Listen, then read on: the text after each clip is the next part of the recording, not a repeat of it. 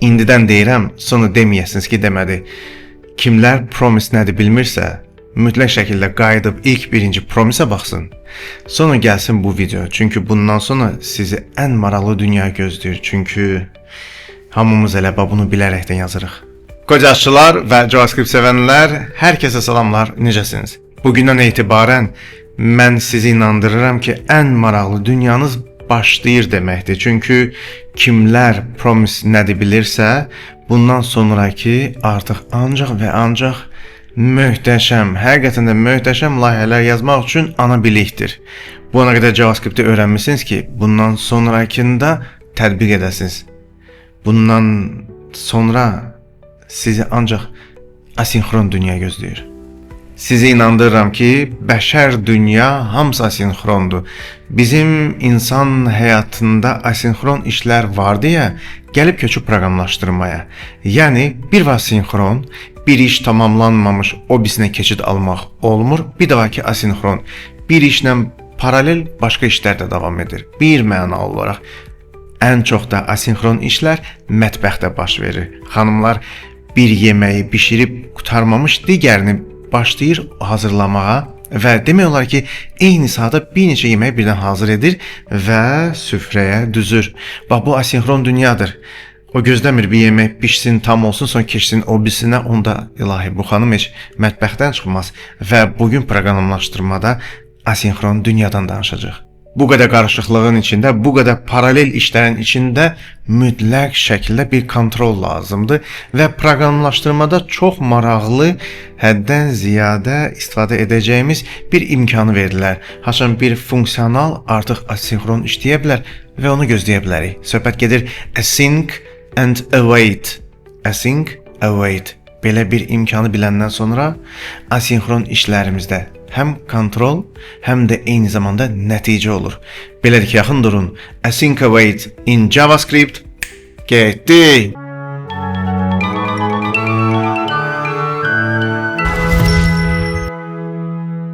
Mən artıq redaktordayım və gəlin başlayaq. Görək ki, asinxron dünyası JavaScript-də nədir? Amma bu o kəslərdir ki, promise nədir bilir. Beləliklə istəyərəm ən sadə bir funksiya yazım və deyim ki, return 5. Mənə 5 qaytar deyim. Və elə də yazım return 5. Bu qədər. Və hətta bir dəyişənə dəyər olaraq bu funksiyanı verim. Niyə? Çünki əslində bununla işim var. O mənə 5 qaytarır. O 5-i də verəm data dəyişənimə, düzdür? Özüm bilə-bilə bunu vermək istəyirəm və console logda deyirəm ki, yaxşı, bir mənə de görüm, axı bu sözü gedən mənə qaytarılan bu dəyər özü ailə olaraq nədir? Mən 5 qaytarmışam. Type of data deyə bilərəm. Bu ilkin JavaScript-in ilk birinci bilikləridir. Start biliklərdir və baxıram ki, primitiv bir dəyərdir. Düzdürmü? Hətta heç obyekt olaraq göndərməmişəm. Amma görürəm. Number. Nə gözəl. Mən istəyərəm. İlk birinci işimi görün və bunu yazmaqda bir məqsədim var, sübutum var. Sən də asinxron dünyası istənilən funksiyanın asinxron özünü aparması üçün async olaraq qarşısında yazmalısan. Async. Bu qədər. Gəlin bir daha baxaq görək, bu dəfə o mənə nə qaytarır? Çünki funksiyanın artıq qaytaracağı element öz varlığı ilə dəyişir. Və gedib baxmaq istəyirəm ki, object. Tamam da hansı obyekti, hansı ailədəndir, onu da görmək istəyirəm və bu cümləmi qurmadan qabaq istəyirəm bunu real olaraq görək. Deyim ki, data instance of promise. De görüm, doğrudan da mı sözü gedən function əgər qarşısında async dayanırsa, həmişə promise qaytarır. Artıq promise nədir biz bilirik. Və baxmaq istəyirəm ki, voilà, promise obyektidir. Sən demə bundan sonra sözü gedən funksiya cilalanır promise-ə. Artıq promise içi bir işlərdir. Bizlər hamımız bilirik, bir şey promisedirsə, gəlin bir anlıq neyiniyim? Gəlin bir anlıq async buradan yığışdırım və birbaşa və birbaşa nə edeyim? Belə də deyim, hətta bura daha ehtiyacım yoxdur, bunu sübut elədim. Amma return 5 və sonra da then istifadə edim. Axı biz demişik, biz nəyi demişik? Biz demişik ki, əgər bir funksiya promise qaytarırsa və ümumiyyətlə promise dünyası varsa, orada then işləyir. Ona görə promise mövzusunu gözəl bilmək lazımdır. Hətta then'in içində hər hansı bir anonim funksiya işləyə bilər. Bir mənalı olaraq, amma eyni zamanda yeni bir praktikanı da sizə göstərim. Nəinki hansı anonim funksiya aça bilərsiniz. Funksiyonalın özünü versəniz belə işə düşəcək. Gəlin mən deyim ki, console log verirəm, amma icraya vermirəm. Console log mötərizəsini vermirəm. Then özü onu işlətsin. Və indi bu saat baxmaq istəyirəm ki, nə alıram? Voilà, async qabağında yox da. Və nəsə gedir, deyir ki, then nədirsə, return 5 funksiyasını istifadə etmək istəsə işləmir. Düzdür, çünki number qaytarır. Amma promise qaytarsa, o zaman then'in yeri var və then'in içində istənilən anonim funksiya işləyəcəkdir və ya funksional işləyəcəkdir. Bunu çox test eləmişik. İndi bu saat qayıtsam, voilà. Bunun özü işlədisə, sizə artıq bayraqdır. Asinxron dünyası promise-lə işləyir. İndi isə gəlin await nədir və onu harda yazmaq lazımdır, hansı anda yazmaq lazımdır onu göstərim. Çünki async funksiyanın qarşısında yazarkən nə baş verir, biz onu bildik həqiqətən də. Amma istəyərəm indi belə deyək də bir vaxtı donduran anonim funksiya vasitəsilə bir maraqlı kod yazım və nəticəyə baxa görə ki, necə olar. Gəlin bir const sleep yazım. Da bunu kimlər yazmır? Ən sadə bir imkandır və aydın məsələ ki, söhbət gedir promise-dən bir mənalı olaraq və anonim funksiya yazmaqda və hətta gəlin saniyəni s yazın və saniyəni bildirək də neçə saniyə deyək ki, funksional dayandırsın hər şeyi və ona görə də s yazıram. Növbəti işim nədir? S-dən sonra bir anonim funksional yaza biləcəyim şərait olsun. Return new promise. Artıq promise nədir mən bilirəm. Bu promise'in içi də əslində anonim funksiya istəyəcəkdir bir mənalı olaraq və saniyə söhbət edirsə çox bir halda ancaq resolve işləyir, heç reject'e ehtiyac yoxdur, amma yaza bilərəm. Onun sözü yox. Baxaram, bəlkə də yazdım, amma getdik. Deməli, burada da ən yaxşı nədir? Res ya rs ya resolve ya da ok yazmam yetərlidir. Bunu promise videolarında artıq danışmışıq. Və nə edirəm? Elə burada da anonim funksiya yazacağım və bu anonim funksiyada əslində set timeout deyə bilərəm və burada sadəcə saniyəni vuracağım minə, qoy daha real bir şey olsun. Hətta heç bir anonim funksiya yazmayacağım. Birbaşa bu da yenilikdir bəlkə də sizin üçün. Mən deyərəm ki, set timeout mənə demir. İstənilən bir anonim funksiya, istənilən bir funksional ver, söhbət anonimdən getmir, bir funksiya ver, mən onu icra edim filan dediyin vaxtda. Mən də elə resolve-un özünü verəm də, heç nə qaytarmasın resolve. Amma promise, əvvəldə də danışmışıq, promise deyir ki, nə olur olsun, mən bixəbər qalmayım və məni çağıran vəziyyətdən bixəbər qalmaması üçün ya resolve işləməlidir. Yəni, ya okey olmalıdır, ya da reject. Nə olmalıdır? Yəni, bir sözlə mən xəbərdar eləməliyim. Əgər bunlardan biri işləməzsə, promise axıra kimi pendingdə qalacaq. Yəni, fulfilled olmayacaq, ya da rejected olmayacaq ki, mənim də xəbərim olsun. Əvvəl-axır mən pul göndərəm, sonda bilməliyəm axı, pul həmin kəsə ötürüldü, uğurla oldu, yoxsa qayıtda hər hansı bir səbəbdən uğursuzluğu bildirdi, mən də gördüm. Yox, pul ona köçsə, mənim xəbərim olmasa, onun da xəbəri olmasa, bir sözlə havada qalsa bu məsələ o deyil. Buna pending deyirlər. Ona görə res icra olmalıdır set timeout'un vasitəsilə. Və getdik.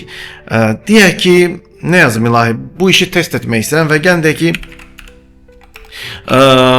funksiya yazacağım. Function test. Düzdürmü?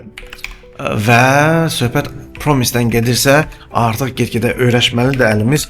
Async yazmalıyam bir mənalı olaraq və bu testin içində vaxtı bir anlıq dondurmaq istəyirəm və bu vaxtın donma zahiri donma effektini məncə console log start deyim və console log deyim end.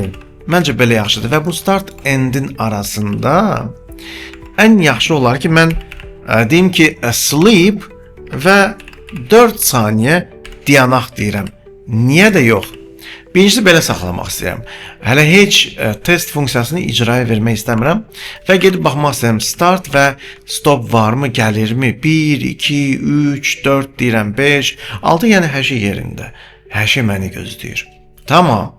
Eyni zamanda görün nə maraqlı funksiya yazırıq. Və gəlin deyim ki, testi çağırım. Nə olar ki? İndi bu saat testi çağırmaq istəyirəm. Save edib run edirəm. 1, 2, 3, 4 sayıram. Heç nə olmur ki. Yəni konsol logların ikisi də birdən işləyir. Bəs hanı start, son 4 saniyə qədər saymaq və sonra end gəlməsi? Bu gözləmir məni. Bir dəqiqə. Bu gözləmir. Onu gözlətdirən amil lazımdır.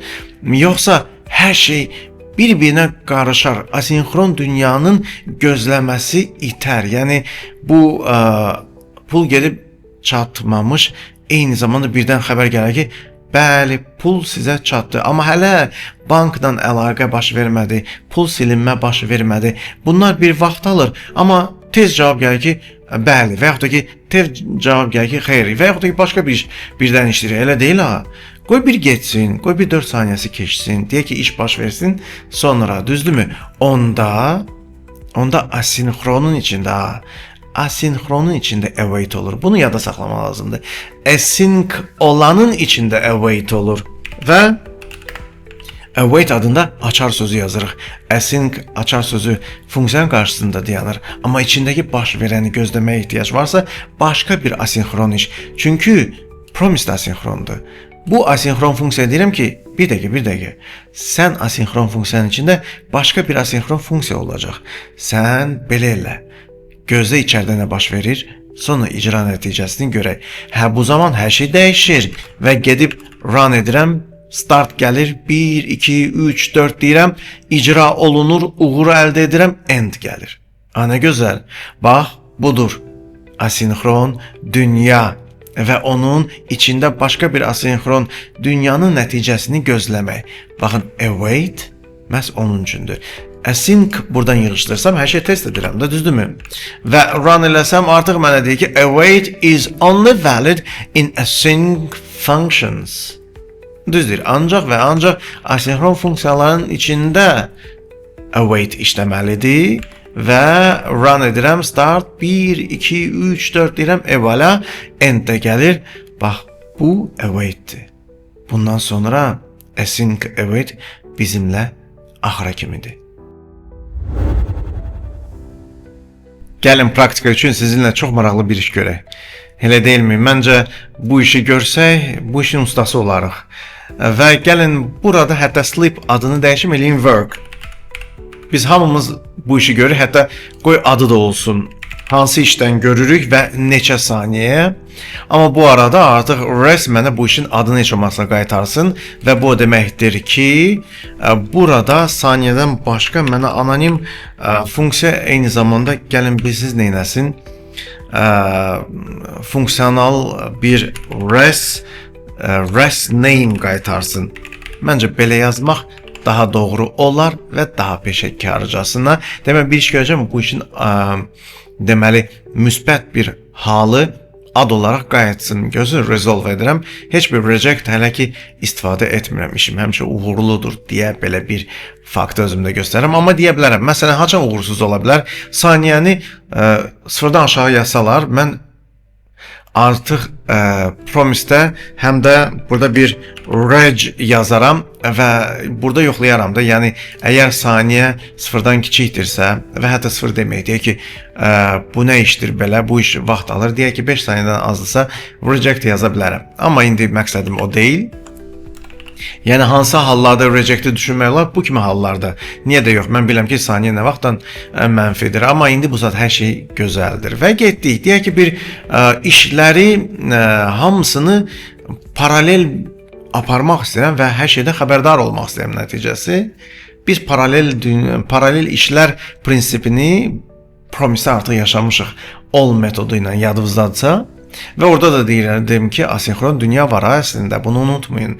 Və bu işi gəlin görək, paralel işləri tənzimləyən bir funksiya yazaq. Deyək ki, function parallel works adında bir funksiyasında yaza bilərəm. Özdə async olaraq gərək bunu deyəm və getdik. Əla, bu ana qədər yaxşı yazmışam. Və hər hansı bir 3 iş olsun, start, middle, end. Qeyri-adi bir şey yazmayaq əslində, çox maraqlı olar. Yəni, əslində belə bir şey yazmaq istəyirəm də. Promise yadınızdadırsa all yazacağım, düzdürmü? Və burada sadəcə array vasitəsilə 3 işi ötürmək istəyəcəm bir mənalı olaraq. Məsələn, work, gəlin deyim ki, start, düzdürmü? Start və bu start olsun əslində 2 saniyə. Düzdürmü? Gəlin deyək ki, middle 3 iş verirəm də. Middle hər hansı bir işdirsə, middle bu da 5 saniyə vaxt aldı və hətta sonuncu 10 saniyə bir işdir ki, gəlin buna da deyək end. Amma bu iş bu qədər də asan deyil. Bir dəqiqə bu işi görmək lazımdır. Bu iş asinxron dünyasındadır. Ona görə funksiyanın qabağında async dayanır. Amma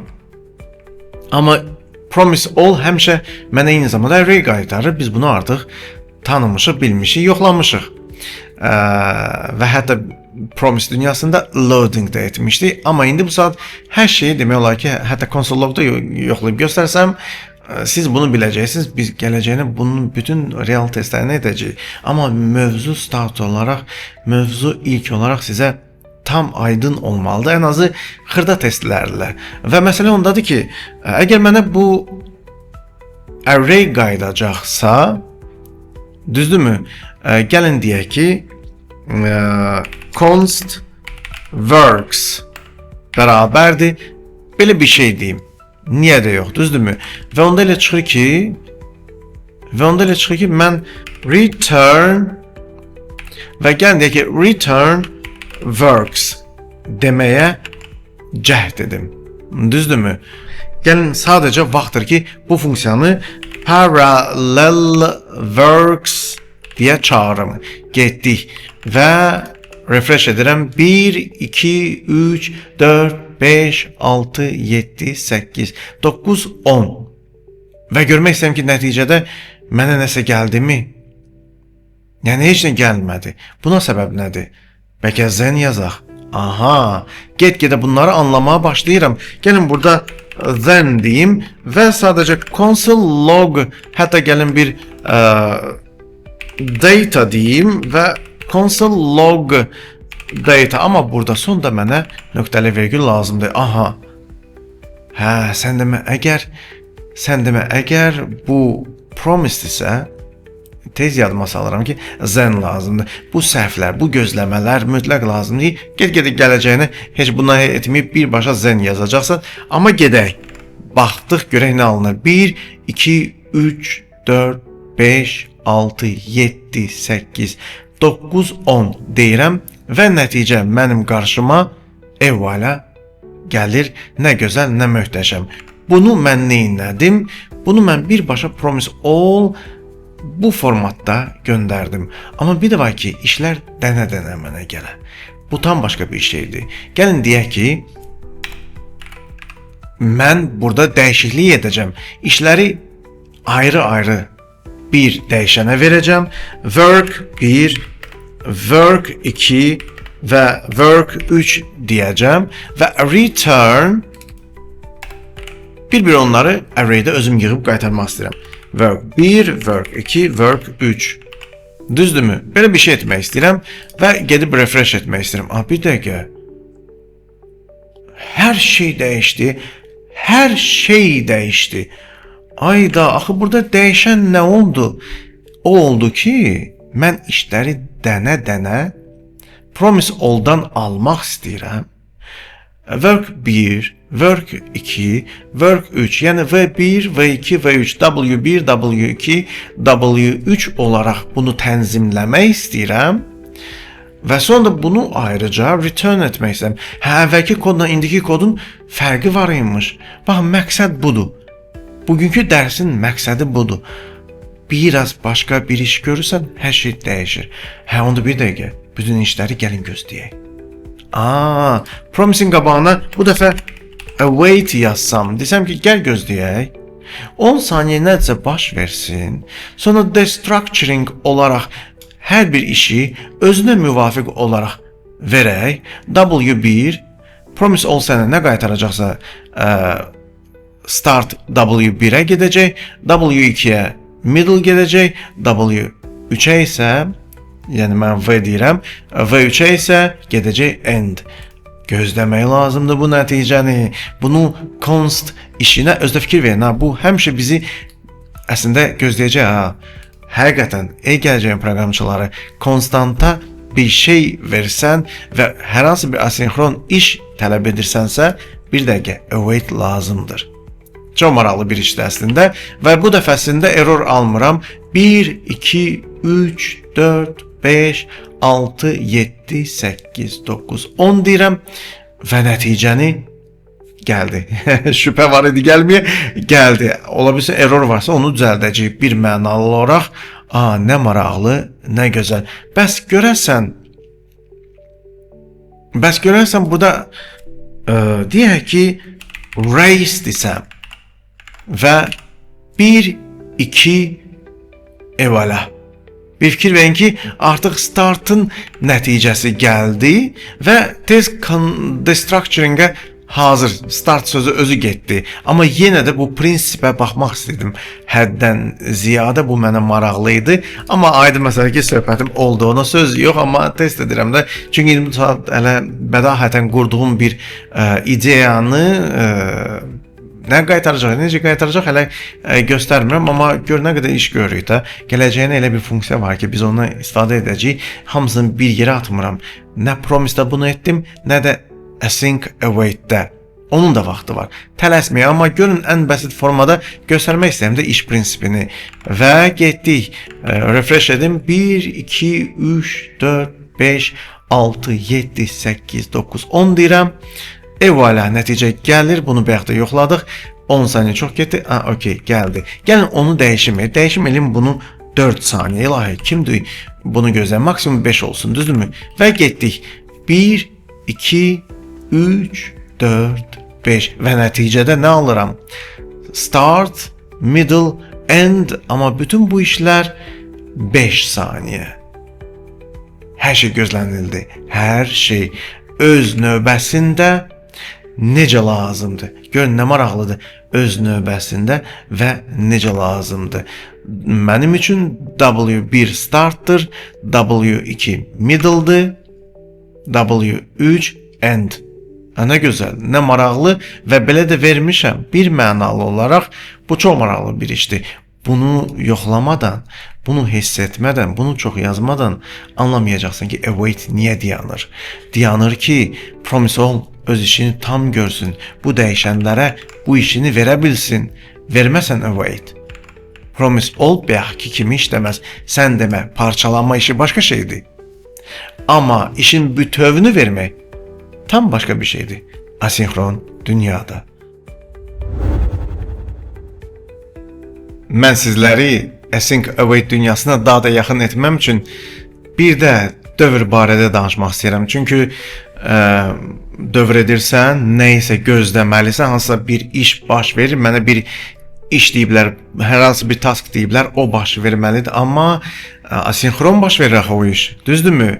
Və deyərdim ki, task 1 baş verməlidir, task 2, task 3 və bunlar asinxron olmalıdır, bir-birini də gözləməlidir. Bu iş dövrdə baş verəcək və belə bir şeyləri necə yazaq və bu arada hansı dövrdən istifadə etmək lazımdır, hansını etmək lazım deyil, onu da gözəl bilmək lazımdır. Və gəlin belə eləyək, sleep nədir bilirik. Artıq bu işi mənə tənzimləyən ən yaxşı iş sleepdir. Yəni müəyyən bir vaxtı gəlin donduraq.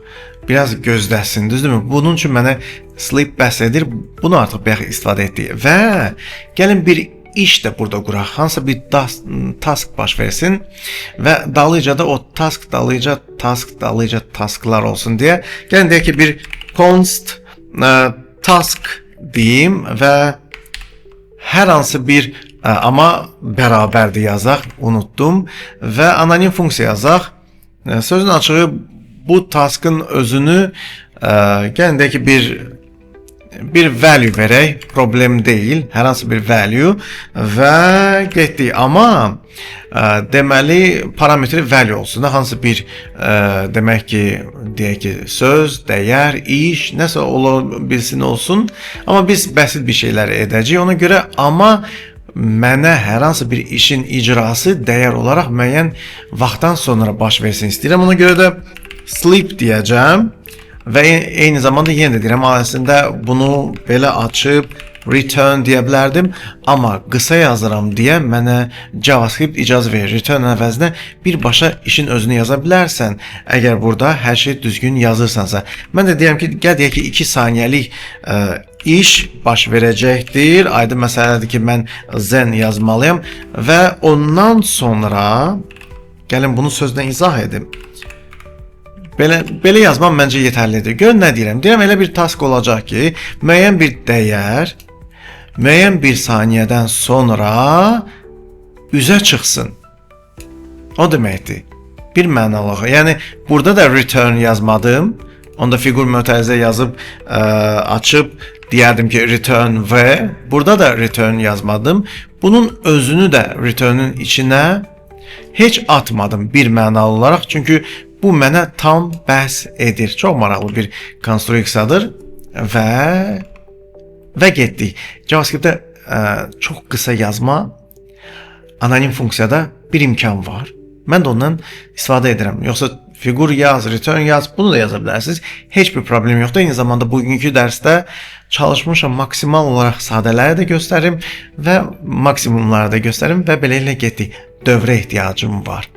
Dövrü işləri tənzimləyəcək funksiyonala ehtiyacım var və getdik. Gəldim ki, function loop me məni dövr et. Dövrü qoş ya da run loop. Bu da olsun, o da olsun. Gəlin deyək ki, tamam. Hətta loop me deməyək, deyək ki, run loop. Məncə belə pis deyil və deməli, gəlin deyək ki, const array bərabərdir, gəlin deyək ki, bərabərdir hər hansı bir dəyərə. Bax, işlər burada olacaq, işlər yığımı, amma gəlin deyək ki, 11, 22, 33 yazmam mənə bəhs edəcəkdir. Amma söhbət gedir asinxron dünyadan, ona görə async burada dayanmalıdır. Və bu yazıları hiss eləmək lazımdır asinxron işində. Asta-asta əslində bu biraz bəlkə də yük ola bilər o kəsə ki, o asinxron sarı teli əgər düzgün istifadə etməsə qıracaq 100%. Amma biz də işimiz ondan ibarət ki, səhv edək öyrənək. Başqa variantı yoxdur və bu array, bu işlər çoxluğunu indi burada bu saat dəyər olaraq rəqəm dayanır. Nə istəyirsiniz yazın, onun sözü yox. Və getdik. Deməli, bunu dövr eləmək lazımdır asinxron dünyada. Niyə də yox? Və necə edərdik? Get-gedə bu işin ustası olmaq istəyirik. Nətər yazardıq bu işi? Birinci for loop-u yazaq. Nə deyirsiniz? Gəlin deyək ki, məndə bir array var ki, düzdürmü? Və onu for each, üzr istəyirəm. Və onu for each-də təşkil etmək istəyərəm. Və hətta for each özümüz yazaq əlimizlə. Və for each dünyasında çox maraqlı iş baş verəcəkdir, amma sonda da istənilən dövrün sonunda gəlin deyək ki, yazım end loop. Niyə də yox? Yəni dövr baş verdi, sonra iş bitdi. Array for each-in çox maraqlı bir işi var. Deməli, deyir ki, mənə anonim funksiya ilə yanaşmalısam, bu mövzunu gözəl bilmək lazım. Bilmirsinizsə, mütləq qayıdın bunu bir daha öyrənin və getdik. O deyir ki, ilk birinci mənim parametrim dəyər olacaqdır. Gəlin əldə yazım. Özdə value adı ilə verim. Düzdürmü? və gedi mənim hər bir 11, 22, 33 dəyərim value dəyişənimlə təşkil olunacaqdır və gəlin deyək ki const data bərabərdir və task, düzdürmü? Value-nu ona verim. Belə bir şey eləmək istəyirəm əslində və console log data ya da work deyək. Gəlin work deyim. Burada da work. Hansısa bir, neyse düz yazamadım. Work. Belə bir şey yazım. Yəni bir iş olacaq ki, mənə bir task veriblər, bunu et deyəcəm və hər şey düz yazmışamsa, indi hal-hazırda error varsa görüm, yoxdur. Və əslində 2 saniyədən bir 11, 22, 33 deyə bir şey görməliyəm. Hətta gəlin bu daha maraqlı olsun deyə deyim ki work və hətta work-ü belə verim ona. Məncə belə daha yaxşıdır. Və bir daha yoxlayayım, error yoxdur. Getdik. Qaldı run loop. Run loop deyim və görək nə edirik. Əslində asinxron iş görmüşük. Bir problem varsa ondan hamısını bir-bir görəcəyik və gedək. Aha, artıq deyir ki work orada promise gəlir. Sən nə edirsən orada? Deyirəm bir dəqiqə, düzdür. Harda gəlir? Bu task özü bir promise dünyasının gözəl işləridir. Nəsə düz eləmirəm, baxıram. Onda gərək bu funksiyanın qabağında da async dayana. Bax budur. Budur bu hissi hiss eləmək.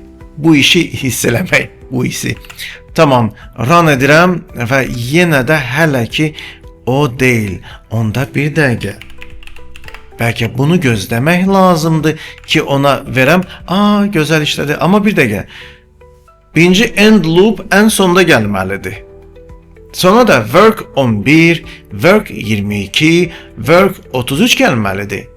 Düzdürmü? Yəni belə olmalıdır. Work 11, work 22, work 33, sonra da work loop.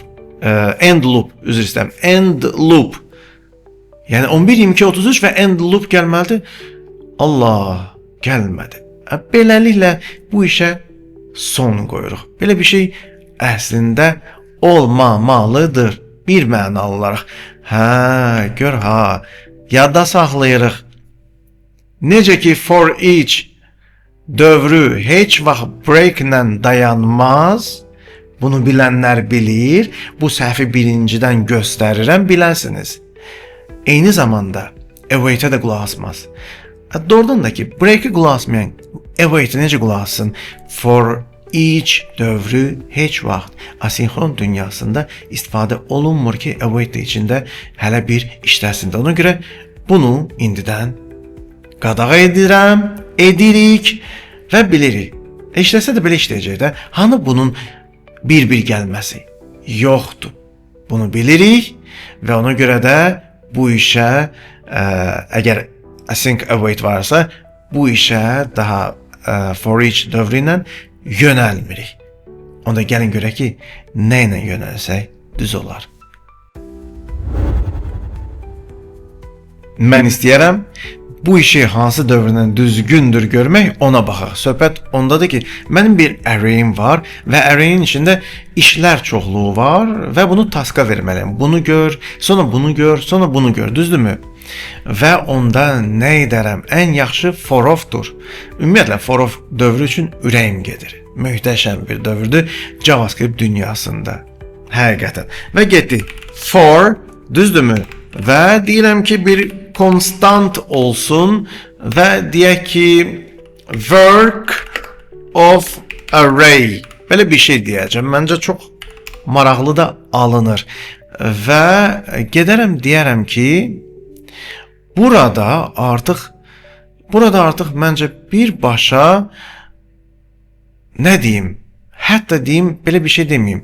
Deyim value, məncə value və o task'dan keçməlidir axı, düzdürmü? Və gedim deyim ki const work bərabərdir task value. Ən doğrusu budur. Dövr boyu mənim work'üm bir dəfə task'a 11 verəcək, Amma bu 2 saniyədən sonra icra olunmalıdır və mənə həmin 11-i qaytarmalıdır. Güya bu işi gördü və mənə qaytardı. Tamam mı? Və gəlin belə eləyək və bu qədər də işi görür və deyək ki, console log work bəlkə qalsın öz yerində. Düzdürmü? Çox maraqlı bir iş gedəcəkdir inşallah və save edim, qayıdım. Başlayaq. Yenə nə isə tez qayıdım, nə edirəm? Deyəm, ay Allah, burada nə ola bilər? Await, async varsa bu taskı gözləmək lazımdır. Hanı await? Tamam. Və gedək bir daha save eləyib 1, 2 deyirəm, work 11. 1, 2, 1, 2, evvela. Bu başqa məsələ. Həqiqətən də görün nələr var imiş. Hətta task maraqlı olsun deyə deyirəm ki, məndən ədədləri götürəcək, məsələn, həm də vuracaq 2-yə və mənə onu qaytaracaq. Daha maraqlı olsun da, elə deyilmi? Və getdik. Deməli, götürəcək 11-i 2-yə vuracaq, mənə 22 kimi qaytaracaq, 2-yə vuracaq 44 kimi qaytaracaq, 2-yə vuracaq 66 kimi qaytaracaq. Nə maraqlı. Əla, həqiqətən də əla. Möhtəşəm. Eyni zamanda gəlin buranı 1, 2, 3 eləyək məsələn. 1, 2, 3 eləyək məsələn və deyək ki, nə maraqlı bir işdir. 1, 2, 3-ü də yoxlayaq. Məsələn də niyə də yox? Hətta kvadrata da yüksəldə bilərəm. Gəlin burada bir 2 ulduz deyim. Çünki də 11, 22, 33-ü istəmərəm böyük bir rəqəm görüm. Amma baxaq da, deməli 1 üstü deməli 2 1 eləyir, 2 üstü 2 4 eləyir və 3 üstü 2 9 eləyir. Yəni bir iş verirsən, bu işi görür. Amma dediyim vaxt, tamam mı? Dediyim vaxt çox maraqlıdır, həddən ziyadə. Amma gəlin burada hətta deyərdim ki, dəyər olsun və saniyə işi də burada özünü əks etdirsin. Bura belə eləsəm nə olar? Çox maraqlıdır, düzdürmü? Yəni deyərəm ki, qoy, hətta deyim ki, value yox, burada bir daha da yer özüm üçün qazanım deyə v deyim bura və fikir verir ki, çox maraqlı bir işdir. V bura deyəcəm, v-ni də bura deyəcəm. Yəni 1 saniyə, 2 saniyə, 3 saniyə. 2 dəfə v istifadə etdim. Düzdürmü? Amma birinci v gedəcək kvadrata yüksəltmək üçün, ikinci v saniyə üçün. Mənə maraqlıdır, işləyər, işləməz də ki, nə olar? Getdik. 1, 1, 2, 1, 2, 3. Hayda, nə gözəl, nə maraqlı. Baxın, belə testlər etməsəniz, bu dünyanı tamam başa düşmərsiniz. Anonim funksiya nə qədər vacibdir? Nə qədər vacibdir bu bilik, ilahi. Möhtəşəm, həqiqətən də möhtəşəm, bəyəndik, sevdik, oldu əla. Beləliklə, for of dövrü ən gözəl dövrdür. Asinkron, async, await işində. Gəlin son olaraq mən for, standart bildiyim i'lərlə olan o for vara. For, let, i, sonra hər hansı bir kiçikdir, nədənsə deyirik i++. Həmin standart for istifadə etsəm işləyərmi? Çünki 100% o sualda verəcəksiniz özünüzə. Gəlin mən praktik olaraq yoxlayayım və deyim ki, for və elə burada ilk birinci mən təyin edim let, daha bilirik ki, const istifadə edə bilmərik. Bunlar hamısı əvvəlki JavaScript bilikləridir. Let, i, 0, sonra deyirik ki, i kiçikdir r length, güman edirəm ki, bunların hamısı hələ də yaddadır. i++, əla. Və sonunda da nə edirik? Yenə də deyirik ki, const, gəlin deyək ki, value bərabərdir və value yox, yadımdadır, work bərabərdir task və burada nə yazıram? R kvadratı mötərizə i. Amma artıq bilirəm ki, await'e ehtiyacım var da. Bunu bir daha nə deyə yoxlayaq? Await yazıram və sonra da deyirəm ki, elə bəlkə work məsələsi və öyrənmək istəyirəm. For each bu işi həll etmədi və heç vaxt for each async await dünyasında istifadə etməyin. Çünki for each onsuz da breakdə də dayanmır. Və bu arada let i-lərlə yoxlamaq istəyirəm və adi taskdır. Yenə də hətta istəsəz yenə də vuraq. Bu dəfə vuraq məsələn 5-ə və 5-ə vurmalıdır bu işi. Getdik. Yoxlayaq görək ki, səbəbən 1 2 1 2 1 2 nə möhtəşəm. Deməli 11-i 5-ə vurduq 55, 22-ni 110, 33-dəki 165. Ana gözəl işlədik və sən demə standart bildiyimiz for dövrüdə bunun üçün gözəl işləyir. Bu kimi şeylərdir sizi peşəkar edən gələcəkdə. Çünki mən qatmıram. Bundan daha uca bir şey var və daha belə API-larla işləyə biləcək, amma hər şeyin öz vaxtı var. Bugünkü mövzu async await və dövrsüz mümkün deyil. Onları da yoxladıq. Sizə kimdən deyim, kimdən danışım? Gəlin daha artıq eyni zamanda bu qədər də async await danışırıqsa, bir də əlavə olaraq güman edirəm ki, bunların hamısı gözəl bilirsiniz, amma biz yenə də danışıb tətbiq etməliyik. Söhbət gedir generatordan. Generator dünyası da çox vacibdir və asinxron dünyasında necə işləyir bilməlisiniz. Çünki dediyim kimi bizlərin gələcəyinə layihələrdə elə bir şeylər yazacaq ki, vaxtından və nəticəsindən belə deyək də bizlər cavabdeh deyilik və sadəcə bizə gözləmək qalır. Amma bizim yazdığımız kod bu gözləmənin hər bir yerində düzgün yazılmalıdır və bunu necə yazardıq? Gəlin onu göstərim və sleep kimi mənim üçün kod həmişə lazımdır. Dediyim kimi, axı pul göndərəcəyik, müəyyən qədər gözləməliyik və o ya müsbət nəticə ilə, ya da mənfi nəticə ilə, ya da mənə qayıtmalıdır və dediyim kimi tələsməyəcək başqa bu kimi API-lara müraciət etməyə, amma onu süni imitasiya edə biləcək elə sleep adında funksiyanal mənə tam bəs edir. Həmişə də ondan istifadə edirəm tələbələrə bunu reallaşdıranda və getdik. Əslində başqa dillərdə bu özəyində var, amma JavaScript-də biz özümüz yazırıq. Set timeout-u orada yaşadaraqdan və gedək neyniyək? Mən güman edirəm ki, generator nədir bilirsiniz. Bu bir mənalıdır və getdik. Deməli, mən bir generator yazım, özdəki deyək ki, 0-dan 5-ə kimi ya da 1-dən 5-ə kimi bir rəqəm versin. Belə bir şey yazım. Deyim ki, function və adi məsələn ki, generatordursa mütləq ulduz dayanmalıdır və deyək ki, nums və burada nə deyirəm? Hətta parametr yazmıram da, sadəcə bəsit bir generator yazmaq istəyirəm və bu generatorun işi mənə for let I deyək ki, 1-dən başlayır və I kiçikdir, bərabərdir 5-ə qədər, I plus plus.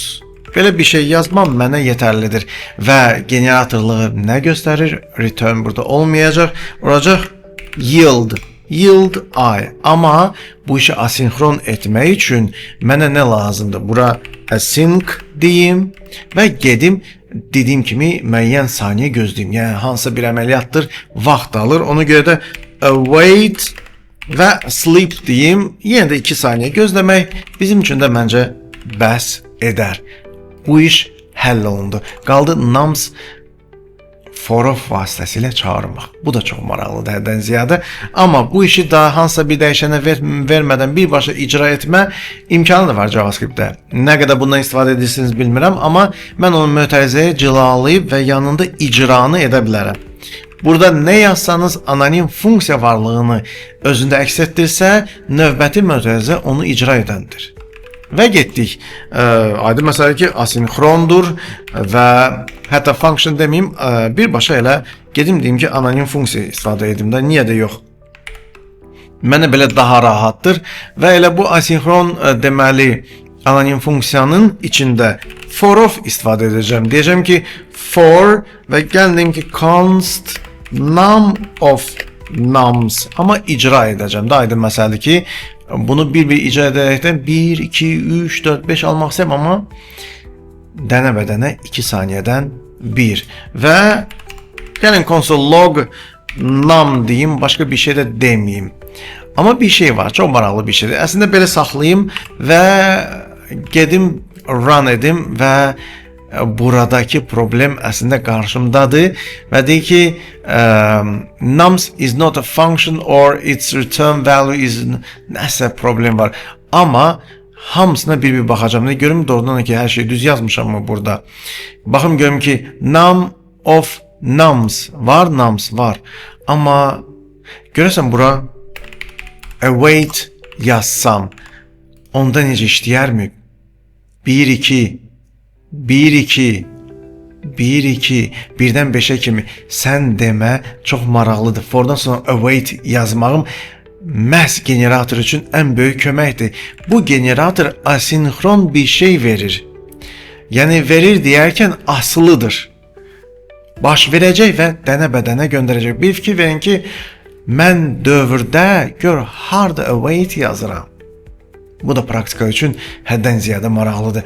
Ayda await'i forda yazıram ki, çünki baş verəcək içəridəki dənə-bədən aldığım vaxt istəyir məndən. Asinxron anonim funksiyanın içində for dövrü işləyir, amma nəticəni gözləməklə səbəbən vaxt istəyən bir amil var, problem deyil. Amma generatorda bu özünü necə maraqlı əks etdirir. Generator mövzusunu da gözəl bilmək lazımdır. Bizlər bilirik generatoru necə və hansı səbəblə istifadə edirik. Ən böyük onun gözəl istifadəsi Python'dadır. Ona söz yox. Amma JavaScript geri qalmır bu işdə. Və həqiqətən də generator belə async await dünyasında işləyir və tətbiq olunur. Beləliklə düşünürəm ki, ilk qısa bir tanıtım asinxron dünyası ilə heç də pis keçmədi. Async await harda yazılır, harda yazıla bilər, hansı səbəblə bunları göstərdim. Aydın məsələdir ki, hələ timeout deyə bir varlıq da var əslində. Biz nə qədər gözləyə bilərik, düzdürmü? Ola bilsin ki, pul köçürməsi o qədər uzun çəkdi ki, bank səbəbilə və ya ümumiyyətlə nəsə bir başqa yan problem var, texniki problem və maksimum 20 saniyədən sonra biz reject veririk. Yəni çox maraqlı bir işlərdir. Üstəlik ki, async await nəinki bu göstərdiklərimdə, hətta class dünyasında da var, OP dünyasında da var, bir çox yerdə var. Bunları bir-bir gələcəkdə hamısını görəcəyik. Ona görə də nə edirik? Kozat kanalına abunə oluruq. JavaScriptdə məhəbbətimizi artırırıq. Like və paylaşım edirik ki, sizdən başqa da bu dilə maraq göstərənin qarşısına YouTube vasitəsilə çıxsın və o da abunə olsun. Bizlərin sayı nə qədər çox olsa, bir o qədər videolar gözəl və çox sayda olacaq. Ona görə də paylaşın ki, hər bir Azərbaycanlı Kozat haqqında bilsin. Gələn görüşlərə dək. Sağ olun, sağ salamat.